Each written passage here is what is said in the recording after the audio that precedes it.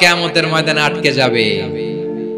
আপনি অন্যের অধিকার নষ্ট করেছেন, তাদের রাইটস কে ভায়োলেট করেছেন। এজন্য আল্লাহ তাআলা বলেন, কারো অধিকার যদি কেউ নষ্ট করে, ওই সমাজটা মানবিক সমাজ কঠিনকালেও হতে পারে না। এজন্য 3 নম্বর আল্লাহ বললেন, ওয়া ইতা ইদিল কুরবা, নিকটাত্মীয়দেরকে দাও। কি দিবা? তাদের অধিকার দিয়ে দাও।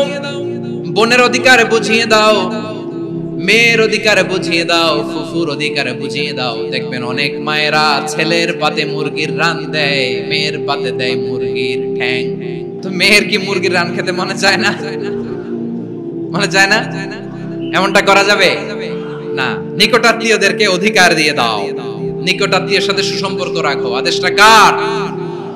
এজন্য প্রিয় ভাইয়েরা, জীবনে যদি বারাকা অর্জন করতে চান, নিকটাত্মীয়দের সাথে সুসম্পর্ক রাখতে হবে, তাদের জন্য উপহার পাঠাতে হবে। বিশ্বনবী বলেন, লা ইয়াদখুলুল জান্নাতা কাদে, যে ব্যক্তি আত্মীয়তার সম্পর্ককে ছিন্ন করে দেয়, সে কঠিন কালেও আল্লাহর জান্নাতে ঢুকবে না।